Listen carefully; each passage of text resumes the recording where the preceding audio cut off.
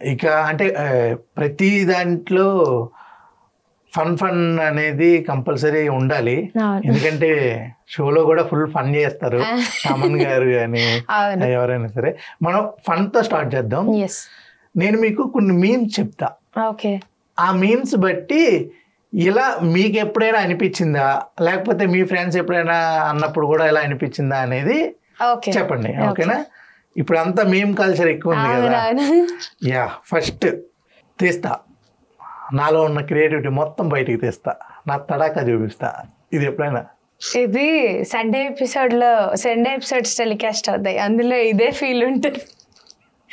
Every episode ఇదే feel ఉంటుంది. Super. ఇప్పుడు హీరో విలన్ కొట్టుకుని కమెడియన్ లాగుతున్నట్టు అని ఇది ఎప్పుడైనా? ఇది ఎప్పుడు అనిపించలేదు. వేరే వాళ్ళ సిచ్యువేషన్లో కానీ?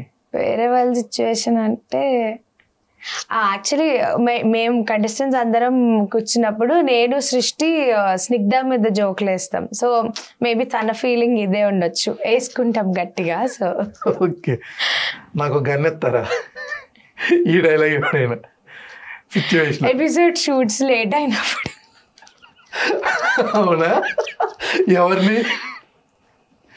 ఎవరిని స్పెసిఫిక్ గా ఏం లేదు కానీ అలా లేట్ అవుతూ ఉన్నప్పుడు అనిపించేది. ఓ సూపర్. సార్ ఏంటి సార్ ఇది? ఇలా ఇది ఆల్మోస్ట్ ఎవ్రీడే ఒక ఆయన దగ్గర అనిపించేది. ఎవరు? పేరేంటి? మా కంటెస్టెంట్ మేనేజర్ సురేష్ గారు. ఓకే. ఓరు మీ దొంపలేక మీరు ఎప్పుడు ఇది ఆయనకి అనిపించుంటుందా, మీకు అనిపించిందా?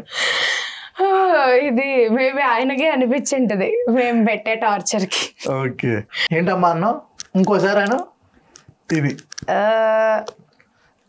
పాటల్లో దానికోసం అదే థీమ్స్ చేస్తారు కదా, ఆ థీమ్స్ వచ్చినప్పుడు పాటలు ఇయ్యాలంటే ఇది కాదు అన్నప్పుడు అనిపించదా? అంటే మీరు గెలిచిన తర్వాత ఈ డైలాగ్ మీకు వర్తిస్తుంది అనిపిస్తుంది. బృంద అంటే ఫైర్ కాదు, వైల్డ్ ఫైర్. మీరు ఒకసారి మీ మాటల్లో. నేను ఎందుకు లేండి, పర్లేదు, తప్పలేదు, గెలిచాక ఎన్నైనా చెప్పచ్చు.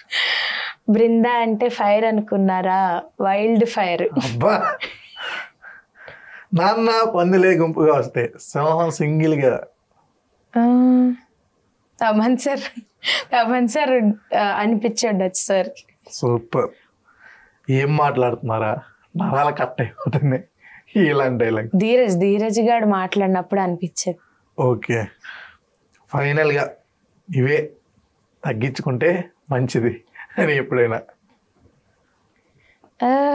నేనే వాడాను, నాకెవరు వాడలేదు కానీ ఎక్కువ పవన్ కళ్యాణ్ వాడేదాన్ని. అవునా?